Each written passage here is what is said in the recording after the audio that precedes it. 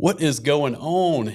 Welcome to the Jay Bradford Show, Win the Day with Jay. And look, we have an amazing guest today, the just absolutely stunning Tami Hallman. Tami, how are you doing Thank you today? so much. I'm doing great. I'm so happy to be here. Yes, look, for y'all that don't know, Tami is I'm 44. Tami, you 45? I'll be 45 in April. Yeah. 45 in Yeah. April.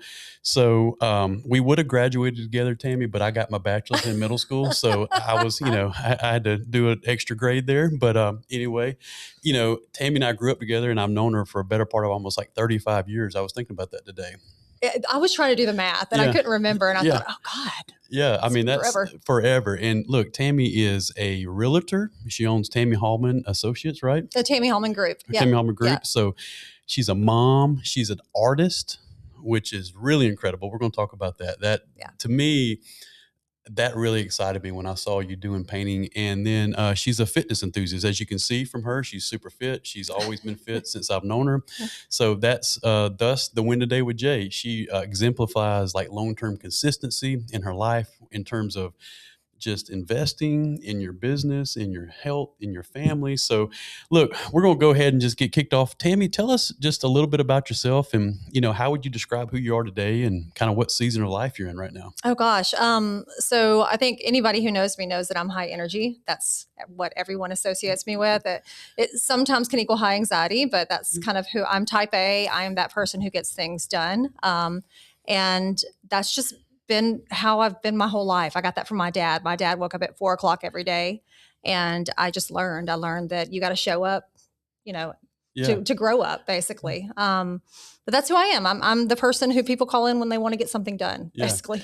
So Tami's like the fixer. She's like the Olivia Pope of the real estate world, huh? Yeah, I am. And I don't know how I got that reputation. I think somebody used to call me the Rainmaker and all I've got all these nicknames. But I think in my field, in real estate, 20% of the people do 80% of the business. And there's a reason for that. It's because only 20% show up. So, well, I mean, look, Tami, when I text you and asked you to be on the show, so my wife, she's like, you need to have Tami on the show. Your wife is beautiful, by the way. Thank you so much. But me and her were talking about you. And one of the things that has really always stood out to me, and I think the listeners and the viewers will see this today, is just your authentic self, right? You're just real. I mean, I love it. I mean, I follow you on social media.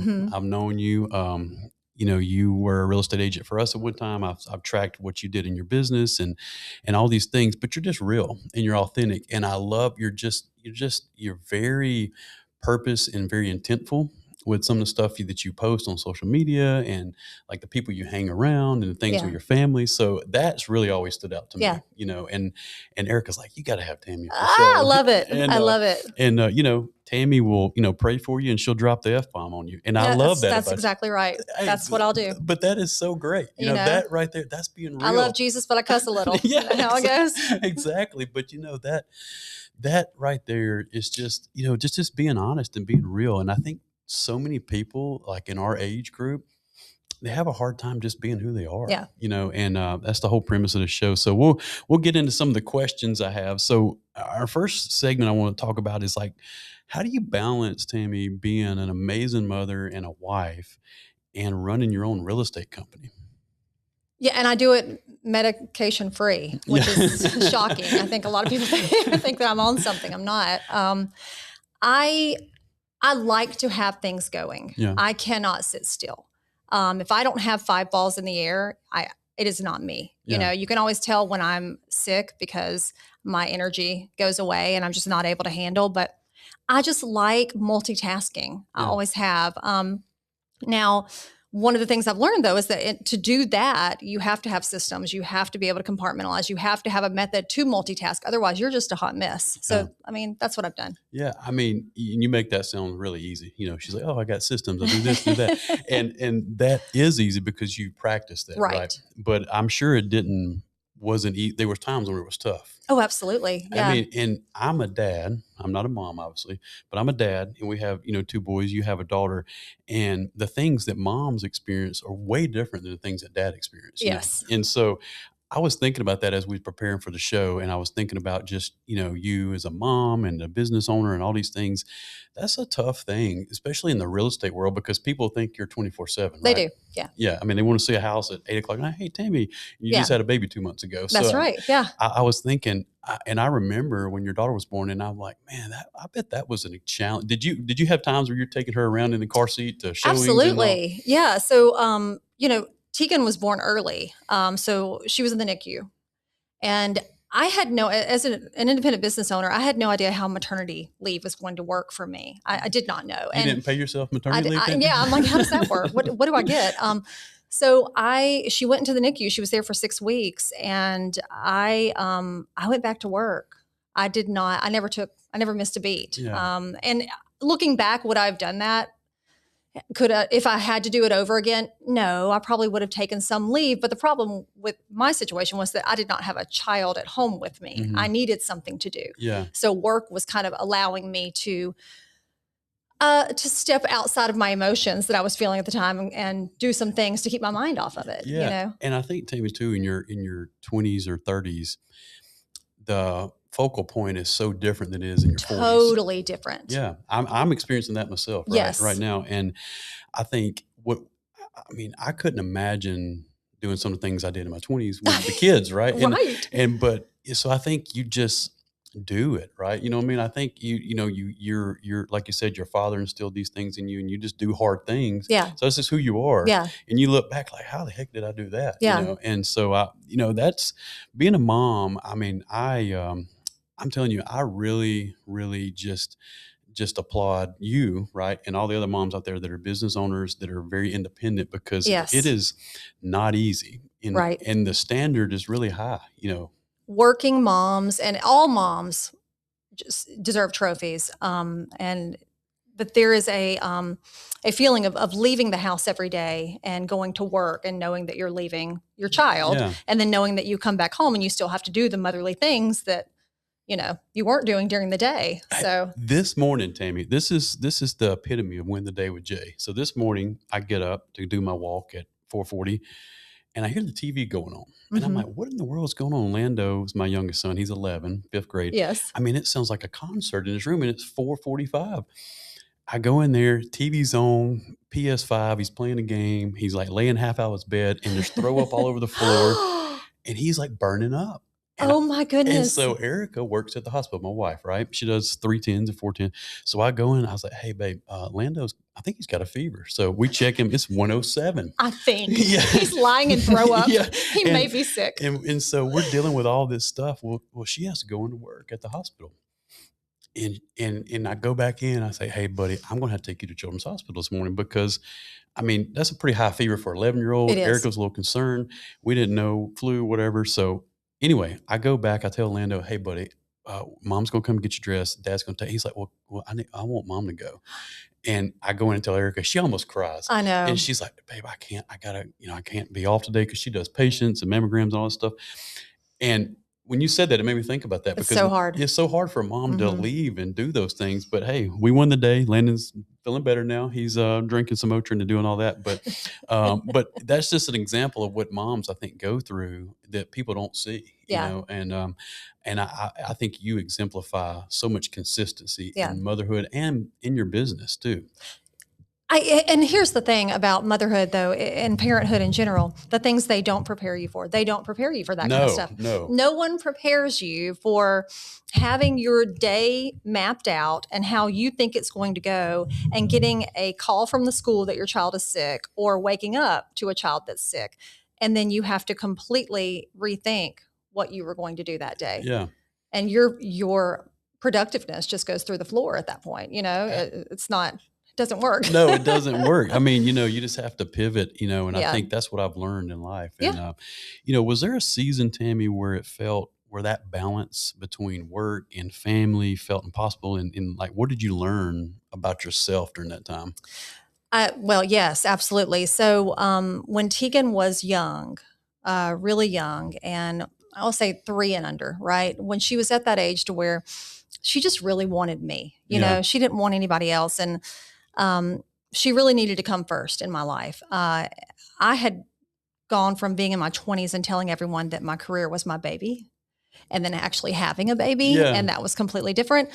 So I got frustrated. I remember I would cry a lot and I would just be so frustrated because I was torn in two different directions. Did Yeah. I want to go and make, 6-7 figures, Yeah.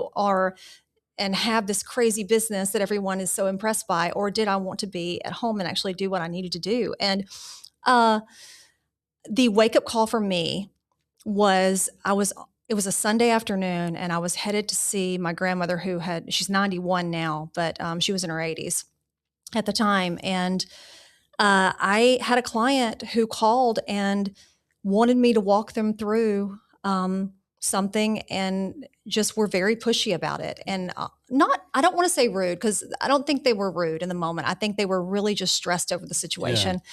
And Tegan was crying. I could hear her crying. And I live in a tiny house. So I'm in the front yard trying to get away from the crying child and be professional on the phone while also trying to get my family ready to get on the road to drive to Grayson Valley to see my grandmother, and trying to help a client at the same time. And it was in that moment that I realized you cannot do it all. And you're going to have to, no matter how much it hurts, say to clients, this is first. Yeah. And if they don't understand, guess what? Those aren't your people. Yeah, no, that's right. Yeah. And man, that goes right into what I was going to ask you next about boundaries. I think the 40s has been an amazing time for me. It's so good. It is so good. Number one, I don't give a rip about what no one thinks. It's the best. Yeah. And I just be me, right? And I see you and I see how you live and you live that daily. And I've learned to set boundaries in my life, but what boundaries have you had to create to protect your family, your daughter, your husband, Mario, y'all's sanity outside? Because Mario, doesn't he work with you he does. in real estate? Yeah. So man, look, Erica could not work with me. She loves me to death, but she could not work with me. So that's even kudos to both of you guys for that, by the way. So that was a curb. Yeah. It took a while to get. But so what boundaries have you had to create to make all that work? The biggest and most important thing I did, and this was before Tegan was born, I got a second phone. And I did that to be able to turn the business phone off and still have, social media, we're social. Yeah. We like to be on social media and do the fun part of that, not just the business part of that. So I got the second phone and I set a voicemail that basically says, hey, look, if it's after 6 p.m., I'm with my family. Yeah. If it's Saturday or Sunday and you don't have an appointment, I'm with my family. Unheard of in the real estate industry. No kidding. Yeah.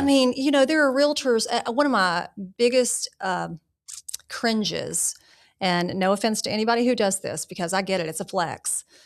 I can't stand it when realtors say that they're working from the beach or they're working while on vacation. I know, I've seen that before. Oh, it drives me bananas. Yeah. Don't do that. Yeah. I get that you want to prove to your clients that you're there and you're available, but you should not have any sort of inner guilt from taking time off. No, you and shouldn't. That's solely where that's coming from. That's somebody, I'm at the beach, but I'm still working. No, honey, take the time off. Yeah. And that is such a great boundary that you're talking about, because just this year I said, I'm in IT, that's my profession. And so I live by my phone, and at home that can be an issue sometimes. Absolutely. Right? Because I'm on call like basically 24/7. And, it's hard for me. I've had to explain to my wife and my kids sometimes, like, I'm not just checking Instagram, Yes. I'm actually Yes. working. Right.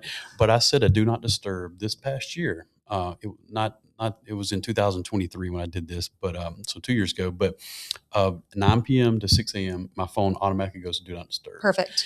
And man, I love that. Yeah. It just gave me such peace and clarity. You might think, well, 9 p.m. that's late, but I'm not, getting these notifications and these texts. And so for you being in the real estate world, that is huge to have those boundaries, because what that means is that the people that you serve, those are the clients you want to be serving. Absolutely. If someone doesn't respect those boundaries, again, not my person. Yeah. And I'm very blessed to be at almost 20 years into this field.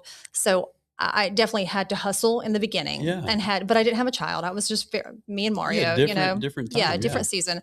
Now I'm at a point to where if you want me and my knowledge and what I bring to the table, if you want this in your corner, Yeah. you're going to respect my boundaries. And I will give you every ounce of energy I have during my work time. And I think that's what makes you amazing, right? That's what makes you great at what you do. Yeah.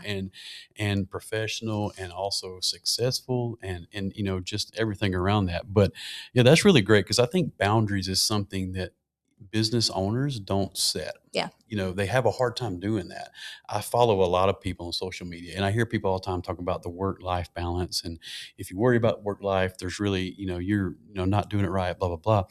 And I'm thinking, man, I mean, that's easy to say on Instagram, right? Yeah. But in reality, like you said, a real estate person at the beach, like, doing whatever, blah, blah, blah. Take time with your family because look, I retired 2 weeks ago from my first role. I'm going into another career and I love the podcast. This is my passion, but they will replace me. Right. Yeah. Yes. You know what I mean? I'm not irreplaceable. Yes. Nick Saban was the best coach in history. He quit on a Friday and Monday they hired a new guy. Totally true. So I'm like, work is important. I love the financial gain and all that kind of stuff, but I've learned in my 40s that family relationships in your circle, tribe, all that is way more important. I want to hit on that for a second, if you don't mind. So I had a friend actually, saw her yesterday, and one of the things that we talked about was where I'm going next in my own life and where I'm headed and what my goals are. And in having that discussion, one of the things she said that just blew my mind, she does not have children. She's not even married. Mm-hmm. And she said, I think it's so wonderful that you are teaching Tegan not to chase a dollar. She doesn't see her mom just chasing money. Yeah, which is great. And I almost wanted to cry because I thought, yes. Yeah, chase your passion. Yes. Yes. And we're going to get into that too. I'm going to talk about the physical fitness, which you probably won't want to talk about it because you're so modest and, you don't never talk about that much, but that's okay. But Tami, for all of our viewers that are going to watch this on YouTube, you can too, she's super fit and lean, and that doesn't just happen by happenstance, right? And I know you're an avid runner. I know you like to run. You've done a lot of things. I know you did kind of Iron Tribe CrossFit. I did CrossFit for about 4 or 5 years. Yeah. And so you work out, you probably do a lot of stretching, a lot of stuff. So you stayed consistent for almost 20 years in your fitness. It's true. Yeah, I weighed 200 pounds in high school, and I'm 5'4", so really? I was not fit at all. You weighed 200 pounds? I don't even remember that, Tami. I was. You weighed 200 pounds in high school. On a 5'4" frame, and so for a 16-year-old, that's big, kind of, I guess. I don't know. Hey, I'm 210 right now, so I'm trying to picture you at 200 pounds. Not that 200 pounds is heavy for a lady because muscle and all this Depends stuff. on where it is. Yeah, but I did not know this. What did I miss? Totally different I need to go back and find some pictures of this, but you stayed very consistent, and that I have learned that people that are successful, I'm not talking about monetarily, just successful in life of what they deem success. They're typically fit physically, right? Because it trickles into other areas of their life. It does. It's excellence. It's striving for excellence. Yeah. I mean, I was a dumpster fire for 20 years and my life was a dumpster fire, right? Back and forth. So I've got my body in check, which other areas become in check, right? But you've always impressed me. So do you still do marathons and run and do all these things? I don't run as much anymore, mainly because I kind of, I'm more in tune with where I am in my 40s, and I want to limit injury right now. Now I still do 5 miles on the trail, and I will walk like a mall walker. Like you will see me out there, and like a mall. It can be embarrassing, but I don't care because I'm doing 5 miles, which is 10,000 steps, so it's amazing. But I did CrossFit for about 5 years, and then we started trying to get pregnant, and I stopped that for that. And then worked out through my pregnancy, just doing some HIIT stuff and some AMRAPs on my own. And then after I delivered, I went back to doing that same HIIT and AMRAP stuff. And I did that for a while. And I did a lot of running during that time, and actually leaned out, I think, too much after my pregnancy, a good bit. And I have always been a fan of muscle. I like the look of muscle. Yeah. So I started doing progressive overload. And that was where I just really thrive. And I like seeing that. Here's the thing about working out. I think it's, as someone who was not a runner growing up, and I spent my entire high school career in the art department, and at home, I think I was playing video games and eating Doritos with cheese melted on top and drinking a Mountain Dew. I think we all were. Yeah. Right? Like, hello, that's Pinson for you. Yeah. But, I didn't really have those habits. But when I started seeing and reaping the benefits of what working out, lifting heavy, and doing these things was doing to my body, and seeing the results and seeing results up here, Yes. There's no way I'd ever go back. Man, that is so You know? fantastic. Because I was just about to ask you, how does the fitness show up in your mental health? Huge. If you are in a high anxiety field, or you deal with anxiety as a person, Mhm. working out is a game changer. Oh, 100%.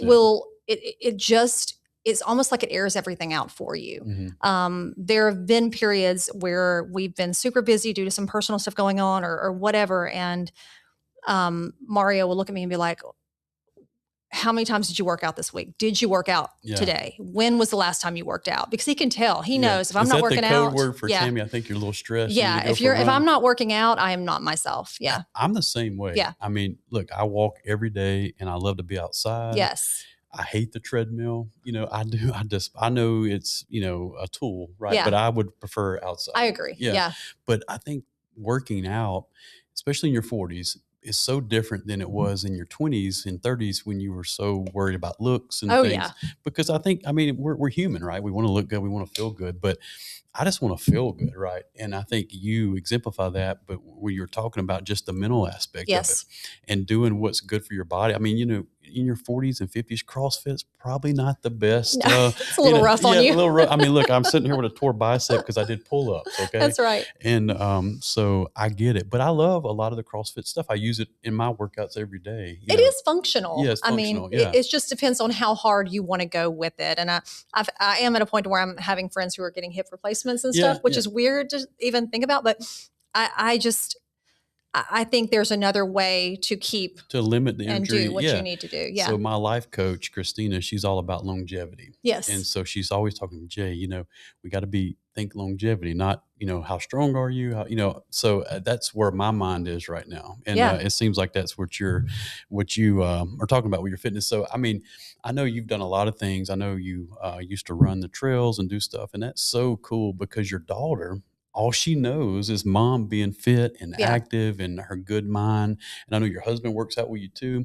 And so that is such a great trait to pass down to our kids. I make it a point, and mainly we always try to give our kids what we didn't have, right? Yeah. And I make it a point to always talk about gym time and always do that because I didn't grow up with parents who, now my father was country strong. That man never had a beer belly, never had anything.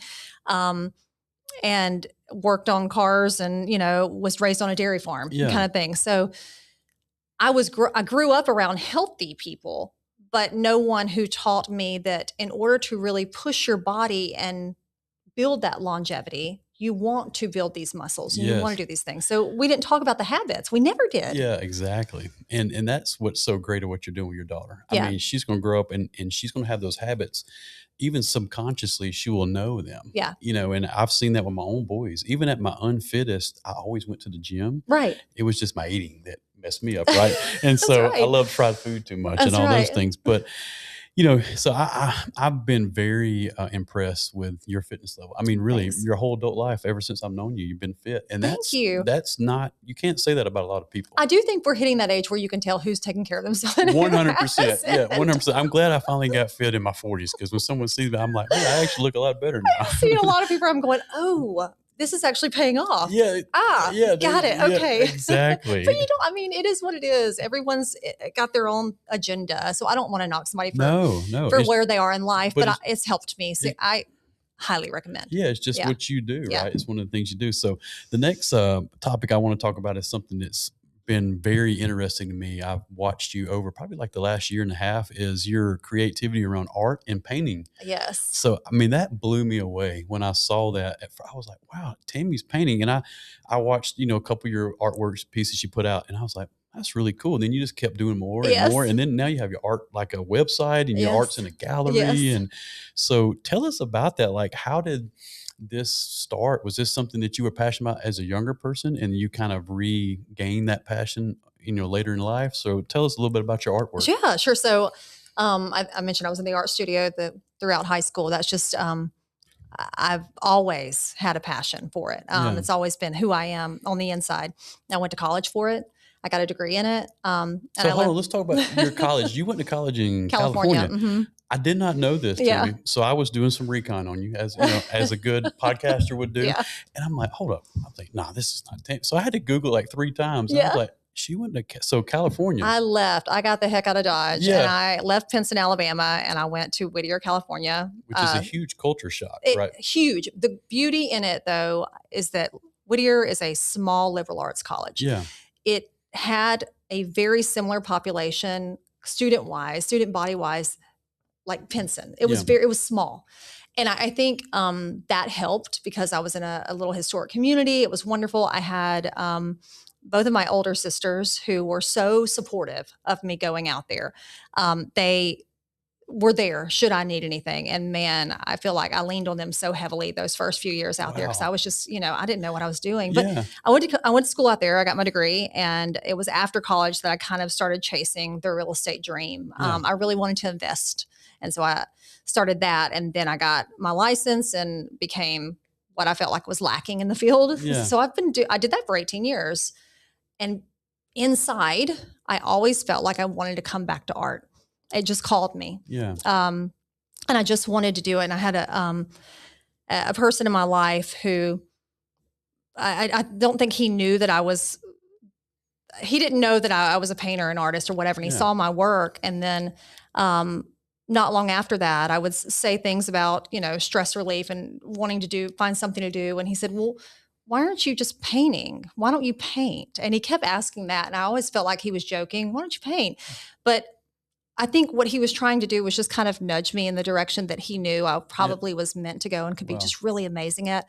And I didn't start painting until about 3 years regularly, until about 3 years after he pushed me a couple of different times. Wow. And I hope he's watching Yeah. because That- I'm grateful, forever grateful. I mean, that is so awesome. I think it's so incredible for a mother, a business owner, Mhm.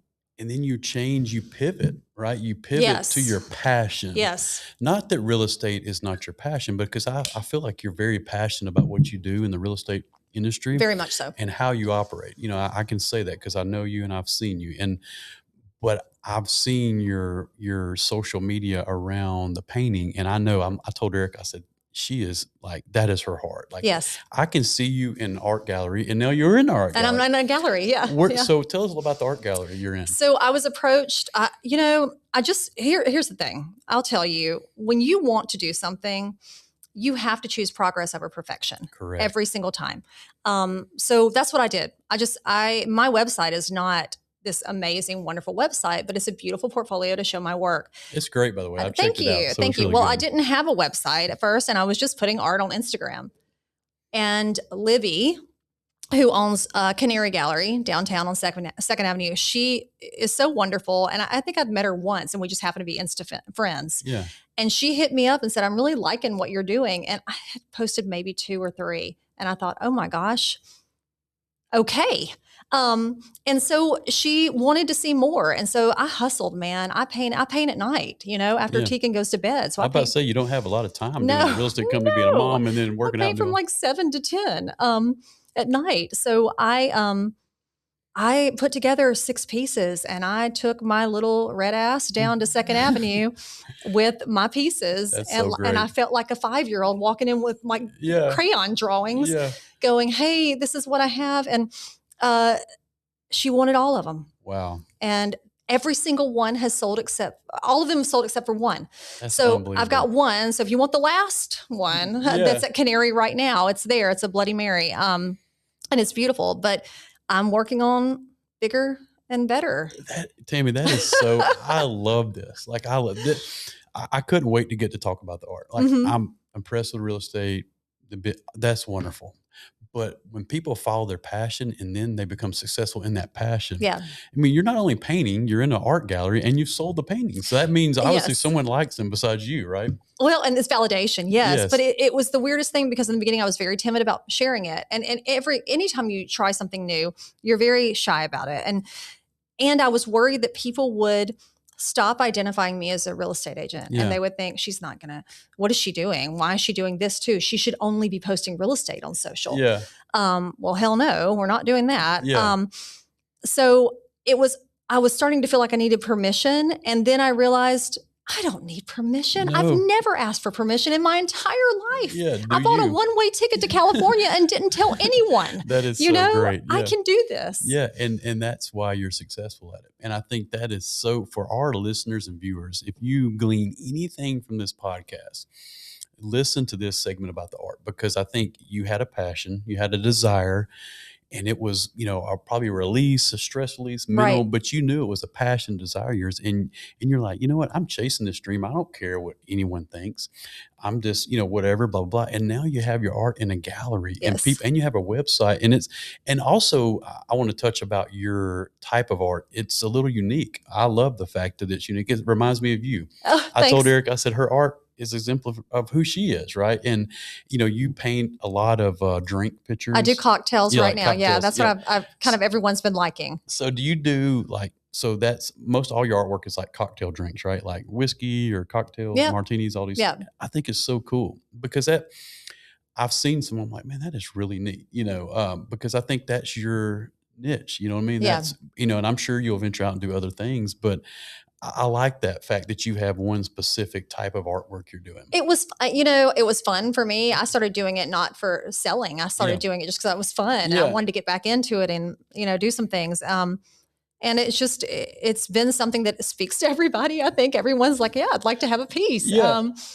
And I think you probably saw this. One of my goals next year is I want to sell more paintings than houses. I saw that, and I love that. By the way. I need to get you to do a lemon drop martini for my wife, because I think a couple other people want a lemon drop. I need to work on that. Yeah. She likes the lemon drop martinis. Erica, your lemon drop is coming. Yeah, she can only have about half of one, but she likes it. You know what I mean? But I thought, man, that is really.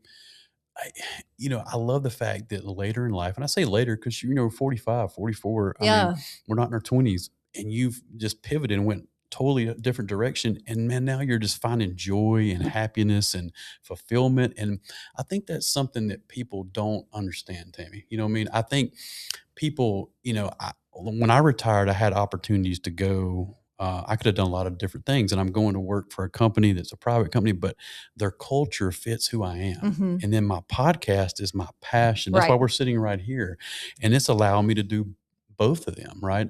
And I'm at a point where I don't want to, I'm not going to negate my passion, because this is what I want to do. And I think with your artwork, and when you posted the other day, I saw that about you want to sell more paintings and houses. That's incredible. That is so awesome. Like I can see you and I know the art gallery here in Birmingham is great, but I can see your artwork getting in a lot of galleries. And I think that is just so awesome. So what would you say to women, right? Just women who feel like it's too late to pursue her passion? Because I think moms, I don't say just women, let's say moms, because I think moms sometimes pigeonhole themselves like, I'm a mom. They totally do. Yeah. And I think that's so unfair. My wife's so talented in a lot of areas, and I always love to see her talents come out. Yeah. So what would you say to women who think it's too late to pursue your passion, like a real passion? I always refer to that as being stuck. Several of my friends and I talk about that a lot, where, she's stuck. And that's the only word for it, because I think you get stuck in that, how much you're needed at home, and you fail to realize that, you still need to take care of yourself. So what I would say to somebody is this: if you feel like you were supposed to be doing something else, and you know exactly what that item or thing is, you've got to do it. That idea was planted for a reason. Number one, you're not going to get it right on the first try. You're not going to get it right on the second and third try, but you've got to start walking in that direction, and you've got to fight for the time to do it. No one in your life is going to give you permission ever. You've got to take it. And you've got to be strong about it. And a lot of people, they don't have that in their personality to kind of strong arm something that they want. You've got to do it. You've got to just stand up one day, visualize how you want your life to look, and do that. You wake up as the person you want to be. That's awesome. And I say that because there are people out there who are like, I can't get in the gym. I can't do this. Well, are you in the gym? Yeah. Have you walked into the gym? Yeah, correct. Because I'm not asking you to go and sell 1,000,000 houses tomorrow. I'm not asking you to go and get in a gallery tomorrow. I'm not asking you to go and do 20 push-ups. Just set foot in that direction. Because the minute you set foot, the universe is going to do the rest. Yes. But until you put it out there that that's what you want to do, no one's going to do it for you. Man, look, I'm going to go back, Tami, and rewatch this segment right now, because what you just said spoke to me, and I'm not a woman or a mom. And I was thinking like, man, that is exactly where I am right now. I mean, we're filming this podcast in Innovation Depot in Birmingham, and the whole reason I'm here is because I stepped out on faith. And I was like, you know what? I'm going to call my buddy. I'm going to go check it out. Like, and then I walk in and I meet the guy that owns Iron Tribe that you worked out with. Oh, Jim. Yeah, Jim. Oh, he's so great. And I'm like, hey, Jim. Yeah. He was incredible, by the way. Then they invite me to an owner's meeting here. And I'm like, I'm not an owner. Okay, I'll go to the owner's meeting. And then, I mean, it was just, God starts to lay your path out when you step out. And here's the thing. I had no intention of being in a gallery. I really just wanted to put art out there. You just wanted to paint. I wanted to do something that I knew I could do to help me.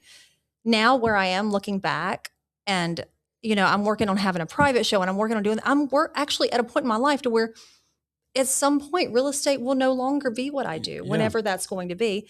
And I see myself as an artist for the first time. And I'm going to tell you, everybody that went to Pinson who's on my social and sees me making art, they're like, yeah, because they knew that's who I was in high school. Oh, that is so great, because I mean, what you just said right there, I promise you, Tami, I'm going to go back and listen to that, because I think you just got to step out and you got to do. Yeah. You got to put action with your thoughts. Yeah. Right? And then just let the rest work itself out. Yeah. I mean, you didn't have this 5-step plan and this I business had plan. no business plan for art. No, you just wanted to paint and get your art out there and do what your heart was, right? Right. And now look, it's leading to, I mean, your real estate company, that's going to evolve. That's going to stay around forever, because you built that. I mean, you hired other real estate people. You can profit from that. I can leverage that. Yeah, you can leverage that. But your artwork, that's who you're going to become long term. And I think that is amazing. It's who I was meant to be. And I want to say this because I think this is probably important. And Mario would vouch to this. Mario, he watches me just paint at night. And I remember when I first started doing it last year, he'd walk in and be like, oh my God, you've never been sexier. That's hilarious. I've got several pieces that the Bloody Mary that's at Canary is one of them. And the story behind that painting is, and all the paintings that are hard, is that I laid it, it's layers. Watercolor is layers. And you have to walk away, let it dry, and come back and do the next layer. And it takes so much time, y'all. But I was in the middle of painting that Bloody Mary, and I almost scrapped it. And I was like, I don't know how far I was into it. And I was just like, this is just, I don't like it. It's not coming out. I don't feel like I can see what it's going to look like in the end. And I kept working on it and kept just chipping away at it. And then I remember the moment that I put the last little glisten on the olive.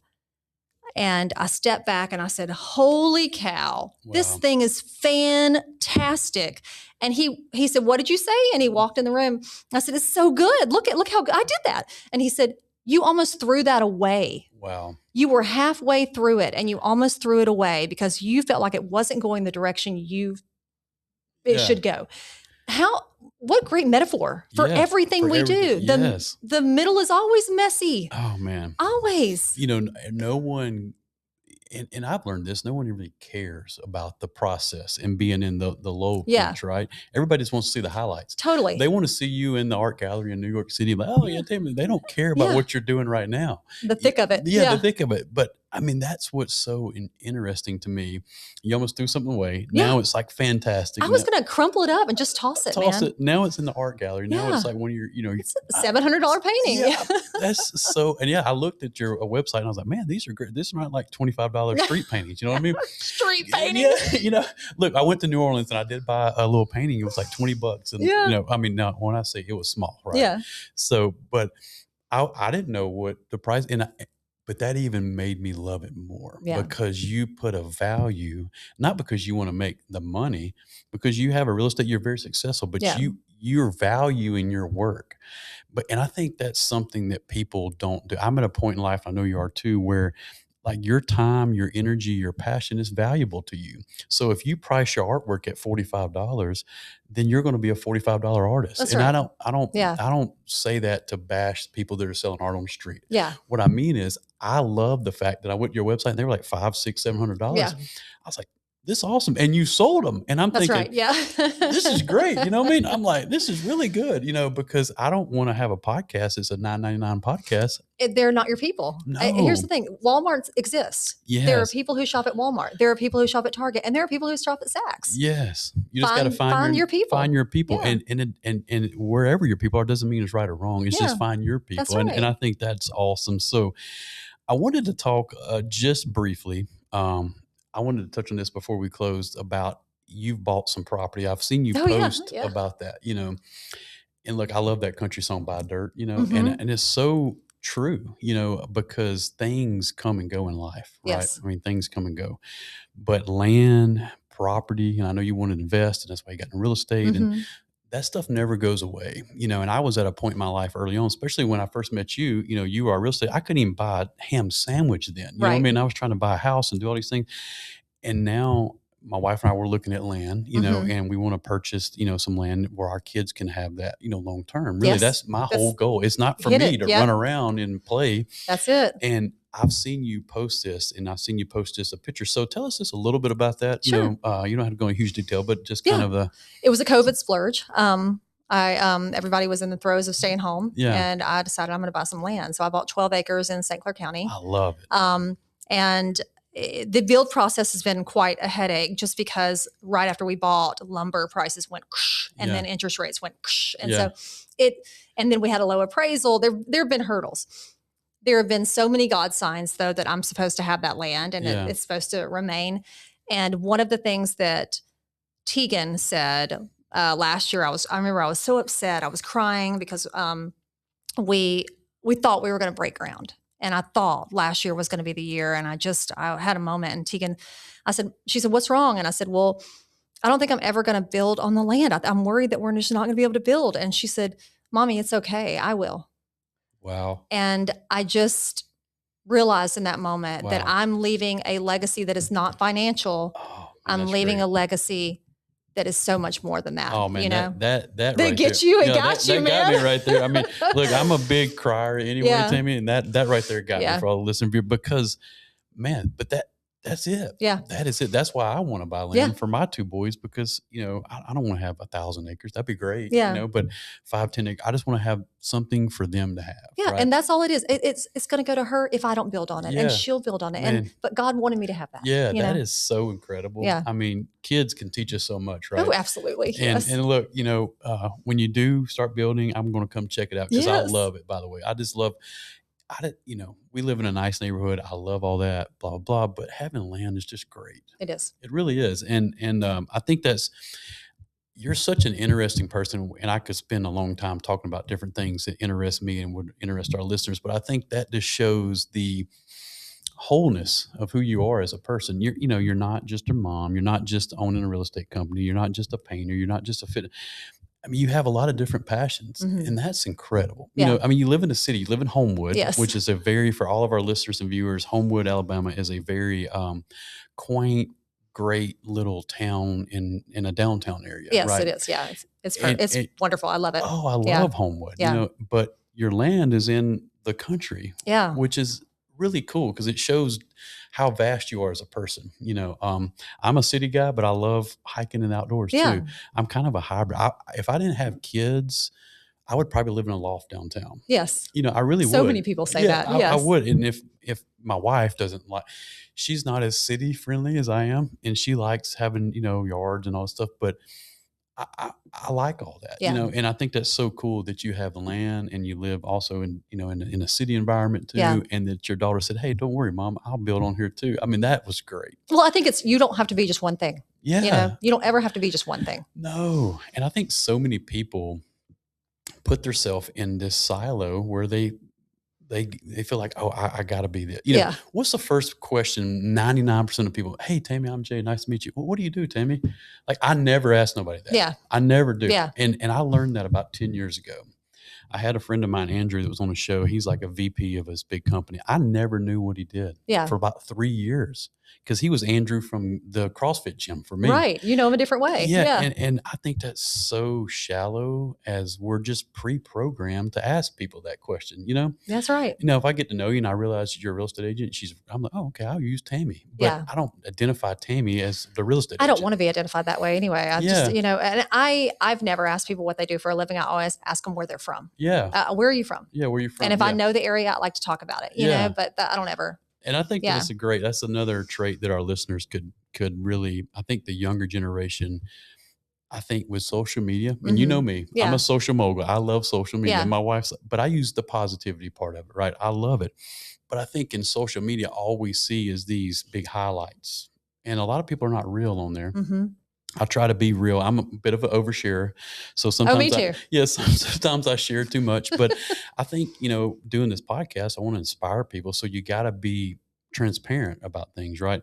But I think the younger generation, all they see is all these things on social media, and they equate that to like what they do for a living, their job, their profession. And I think it's interesting when you have someone that's so well-rounded, you know, like you and your husband that are vast in a lot of areas. I think that's awesome, Tami, to be honest with you. So I want to close with like 2 questions maybe. So what's one non-negotiable that has helped you stay grounded throughout your adulthood? Gratitude. Oh, man, even in my lowest moments, I always tell people you can always thank for something. And in my lowest moments, I would stand in the shower and go, thank you, Lord, for teeth. Yeah. And start with my teeth and just go from there. Yeah. Man, gratitude. That's something my life coach has helped me with, is just showing gratitude, even to yourself. Yeah. You know, that's huge. Yeah. That's great. And that's even why Tami's my people, y'all, because she is so on point with what I feel and think. I mean, because I think a lot of people are not grateful for, I mean, look, we live in the United States of America. Yeah. As bad, who cares politically, all this stupid stuff. But as a country, we are so blessed. I once logged into social and I had two friends in my feed. One said, power's out. We don't know when it's going to be back on. This is horrible. Yeah. Next one said, well, half our house is gone, but we're okay. We're just so blessed. Yeah. And I'm looking at both of them going, different perspective. Gratitude. Man, you know? Yeah. I mean, I had surgery 9 days ago, and had a guy in the gym last night. I was walking, had a toboggan on, earbuds, and I was just getting my walk in. And this guy, I never talked to this guy. I've seen him. He's an older guy. And as much as I'm a talker, this might shock you, but when I go in the gym, I don't talk to people. You know what I mean? I'm here for me. Yeah, I'm here for me. But I used to like, it was like my social hour, you know. But now I'm focused, and I want to get in, do my thing, do my little routine. And so I saw him walk by me, and I saw him try to look at me like 3 times. And we were walking the track, and he was casing me out. And I'm like, this guy's like, he's trying to make eye contact. So and he doesn't know I have earbuds in because I had a toboggan on over my earbuds. Anyway, he taps me on the shoulder. Said, hey man, what happened to your arm? He's like, dude, that looks like it hurts. And so I started telling him. And he's like, man, I'll be praying for you. And he said, I'm a pastor at so-and-so church, and blah, blah, blah. And he was just so nice. That's awesome. And so genuine, you know. And I told him, I said, hey, look, man, I'm just grateful it was my left arm and not my right arm, because I can do so much now that you don't realize how much you use these arms, you know. And we were just kind of talking. He's like, man, that's a great attitude to have. And he went on. But it made me think about gratitude, just being grateful, you know, because I think in life, so many times we don't take time just to pause and be like, Lord, just thank you. You know, thank you for allowing me to get up today. Thank you for teeth. Yeah, for teeth. You know, I mean, yeah. I can chew my food. I can chew my food, you know, so that's awesome. So where can people follow you and support your art and connect with you? I know you're on Instagram. What do you have a separate Instagram for your artwork? I do. Yeah. Well, if you're wanting me to keep it real, like the real stuff is always on Facebook. But I'm pretty selective about my Facebook friend base, because I do share and I do cuss a little, but the art stuff, I've got a few different Instagram accounts, but if you're really wanting the art, it's Tami Hallman Art. So it's TamiHallman art, on Insta. And then, you know, my standard Insta is Tami Hallman. And then there's the Tami Hallman Group if you just want the real estate. Yeah.